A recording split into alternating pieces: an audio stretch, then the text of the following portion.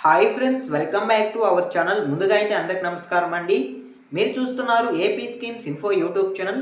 ఈరోజు మరొక అప్డేట్తో నేను మీ ముందుకు రావడం జరిగిందండి. సో అప్డేట్ ఏంటి అనే విషయానికి కనుక వచ్చినట్లయితే, ఆంధ్రప్రదేశ్ రాష్ట్ర వ్యాప్తంగా ఉన్నటువంటి రైతులందరికీ ఒక అదిరిపోయే శుభవార్త అండి. అన్నదాత సుఖీభవ రెండో విడత నిధులు ఎప్పుడు విడుదల చేస్తారు అనే దానిపై అయితే రాష్ట్ర ప్రభుత్వం ఒక క్లారిటీ అయితే ఇవ్వడం జరిగింది. వచ్చిన సమాచారాన్ని వన్ బై వన్ అయితే నేను మీకు తెలియజేస్తాను. వీడియోని ఎక్కడ స్కిప్ చేయకుండా చూడండి, అప్పుడే మీకు పూర్తి సమాచారం అందుతుంది. మన ఛానల్ ఎవరైనా ఫస్ట్ టైం చూస్తుంటే ఛానల్ చూసి కంటెంట్ నచ్చినట్లయితే సబ్స్క్రైబ్ చేసుకుని పక్కనే ఉన్న బెల్ ఐకాన్ అయితే ఆన్లో పెట్టుకోండి. సో ఇక లేట్ చేయకుండా డైరెక్ట్గా టాపిక్లోకి అయితే వెళ్ళిపోదామండి. టాపిక్లో భాగంగా ముందుగా చూసుకున్నట్లయితే, ఆంధ్రప్రదేశ్ రాష్ట్ర వ్యాప్తంగా ఉన్నటువంటి రైతులందరికీ సీఎం చంద్రబాబు నాయుడు గారు అన్నదాత సుఖీభవ పథకాన్ని ఆగస్టు 2వ తేదీన ప్రారంభించడం జరిగిందండి. ఆ రోజున ఆంధ్రప్రదేశ్ రాష్ట్ర వ్యాప్తంగా ఎవరైతే రైతులు అన్నదాత సుఖీభవ పథకానికి అర్హత కలిగి ఉన్నారో వారి యొక్క బ్యాంక్ ఖాతాలకు డైరెక్ట్గా డీపీటీ రూపంలో 5,000 రూపాయలు జమ చేయడం జరిగిందండి. సో ఈ విధంగా తొలి విడత నిధులను ఆగస్టు 2వ తేదీన విడుదల చేయడం జరిగింది. ఆ రోజునే ఆ పథకాన్ని కూడా ప్రారంభించడం జరిగిందండి సీఎం చంద్రబాబు నాయుడు గారు అయితే. ఈ పథకం ద్వారా 3 విడతల్లో రైతులకు ఆర్థిక సాయం అందిస్తామని ప్రభుత్వం అయితే తెలియజేయడం జరిగింది. 2 విడతల్లో 5,000 చొప్పున, అదేవిధంగా ఇంకొక విడతలో 4,000 రూపాయల చొప్పున, సో ఈ 3 విడతల్లో 14,000 రూపాయలు ఆంధ్రప్రదేశ్ రాష్ట్ర వ్యాప్తంగా ఉన్నటువంటి రైతులందరికీ ఆర్థిక సాయం అయితే అందుతుందండి. సో ఓకేనా, మీకు అర్థమైంది అనుకుంటున్నాను. సో ఇప్పుడు ప్రెసెంట్ తొలి విడత నిధులు విడుదల చేసిన తర్వాత రెండో విడత నిధులు ఎప్పుడు విడుదల చేస్తారు అనేది చాలా మంది ఎదురు చూస్తున్నారండి. సో వారికి సంబంధించి ఒక అప్డేట్ అయితే రావడం జరిగిందండి. రీసెంట్గా చూసుకున్నట్లయితే ఆంధ్రప్రదేశ్ రాష్ట్ర వ్యాప్తంగా ఉన్నటువంటి రైతులందరికీ దీపావళి కానుకగా అక్టోబర్ 18వ తేదీన ఈ అన్నదాత సుఖీభవ రెండో విడత నిధుల కింద 5,000 రూపాయలు ప్రభుత్వం రిలీజ్ చేస్తున్నట్లు ఒక తాజా సమాచారం అయితే రావడం జరిగిందండి. కాకపోతే ఆ సమాచారం నిజమైతే కాదు. మనకి ప్రభుత్వం నుంచి ఎలాంటి అఫీషియల్ డేట్ కూడా రాలేదండి దీపావళి కానుకగా ఈ నిధులు విడుదల చేస్తున్నట్లయితే. సో అలా ఈ నిధులు అనేవి దీపావళి కానుకగా వాయిదా పడడం జరిగింది. ఆంధ్రప్రదేశ్ రాష్ట్ర వ్యాప్తంగా ఉన్నటువంటి రైతులందరూ కూడా చాలా నిరాశకి గురి కావడం జరిగిందండి ఈ నిధులు వాయిదా పడడంతో అయితే.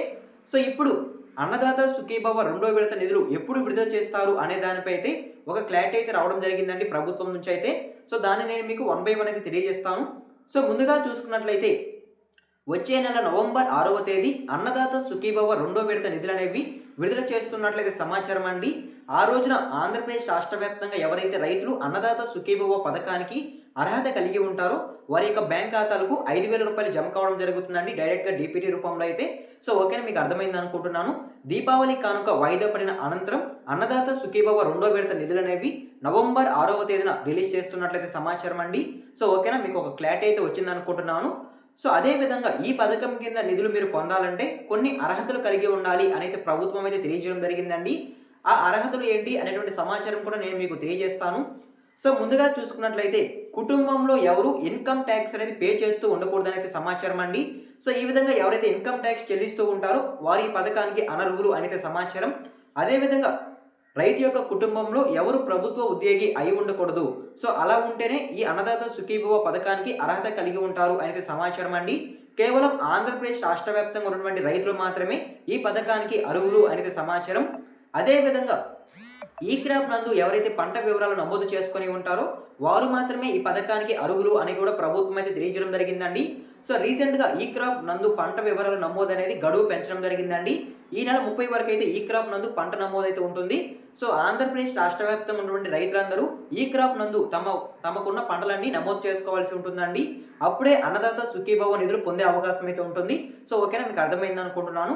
అదేవిధంగా నెక్స్ట్ చూసుకున్నట్లయితే ఈకేవైసీ అండి.